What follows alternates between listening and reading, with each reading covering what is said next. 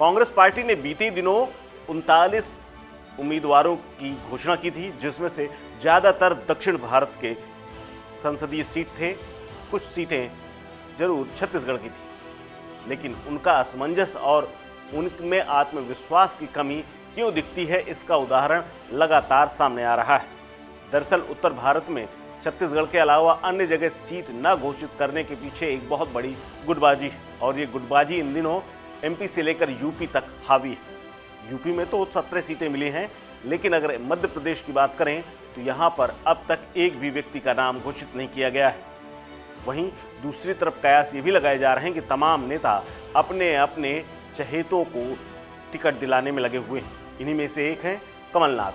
पूर्व मुख्यमंत्री कमलनाथ जहां से चुनाव लड़ते रहे हैं, वहां से अब उनका बेटा लड़ता है, यानी नकुलनाथ, जो कि छिंदवाड़ा से सांसद हैं और एक बार फिर से टिकट मांग रहे हैं। इसी बीच में बीजेपी में जाने तक की चर्चा तक हो चुकी है, लेकिन अब एक बार फिर से सियासी गलियारों में इस बात की चर्चा तेज है कि कांग्रेस के एमपी और तमाम दिग्गज नेता लोकसभा चुनाव लड़ सकते हैं। इन चर्चाओं में छिंदवाड़ा पहुंचे पूर्व मुख्यमंत्री कमलनाथ ने बड़ा बयान दिया है। उनका कहना है कि वो छिंदवाड़ा किसी भी हाल में नहीं छोड़ेंगे।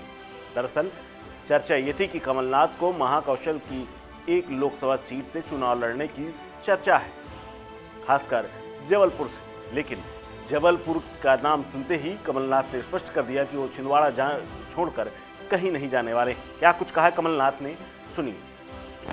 मैं छिंदवाड़ा किसी हालत में नहीं छोड़ूंगा।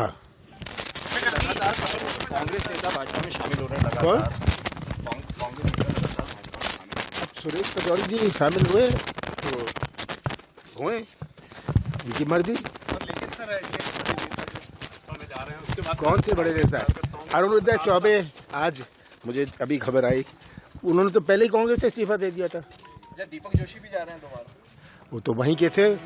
दरअसल राजनीतिक गलियारों में इस बात की चर्चा तेज है कि कांग्रेस कमलनाथ को जबलपुर लोकसभा सीट से इसलिए लड़ाना चाहती है क्योंकि कौशल में उसका वर्चस्व एक बार फिर से बढ़ाना उसके लिए बेहद जरूरी है। यहाँ पर कुछ सीटें जरूर आई हैं कांग्रेस की विधानसभा में, लेकिन उतना प्रदर्शन अच्छा नहीं रहा, और एमपी में सिर्फ एकमात्र सीट छिंदवाड़ा है जो कि उसके कब्जे में है। ऐसे में अगर कमलनाथ जैसे बड़े नेता छिंदवाड़ा छोड़ करके जबलपुर जाएंगे तो आसपास की सीटों पर भी प्रभाव पड़ने की उम्मीद है। अब जब इस मुद्दे पर कमलनाथ से सवाल किया जा रहा है तो ये स्पष्ट कर चुके हैं कि छिंदवाड़ा छोड़कर कहीं नहीं जाएंगे। आपको बता दें कि एआईसीसी की मीटिंग में कमलनाथ को जबलपुर से उतारने की चर्चा हुई थी, लेकिन उन्होंने स्पष्ट इनकार कर दिया है। कमलनाथ ने पार्टी आलाकमान के सामने जबलपुर से चुनाव लड़ने से साफ इनकार कर दिया। हालांकि पार्टी के नेताओं ने भी मान ली कि नकुलनाथ के लिए कमलनाथ छिंदवाड़ा मांग रहे हैं। सभी नेता अपनी पार्टी की पसंद के नेता के लिए जोर लगा रहे हैं। वहीं दूसरी तरफ विधानसभा में नेता प्रतिपक्ष और कांग्रेस पार्टी के एलओपी उमंग सिंघार ने भी कहा है कि सबकी अपनी अपनी पसंद है और उसी हिसाब से अपना जोर लगा रहे हैं। स्वाभाविक है कि कमलनाथ जी चाहते हैं कि नकुलनाथ जी रिपीट करें। उन्होंने ही नाम प्रस्तावित भी किया है और हम लोग पार्टी भी चाहती, तो स्वाभाविक है छिंदवाड़ा से नकुलनाथ जी रहेंगे। और दिग्विजय सिंह, अब देखिए उनकी सहमति से उनके लोकसभा का टिकट हुआ फाइनल।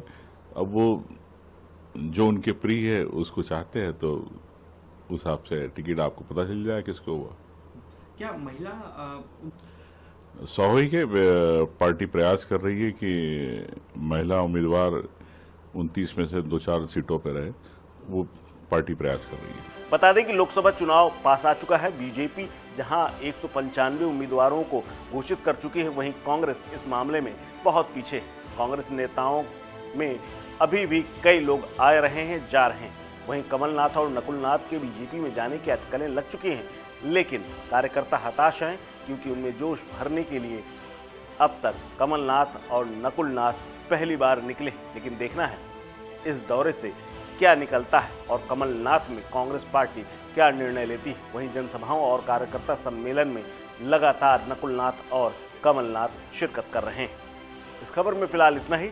अपडेट्स के लिए बने रहिए वन इंडिया हिंदी के साथ। नमस्कार।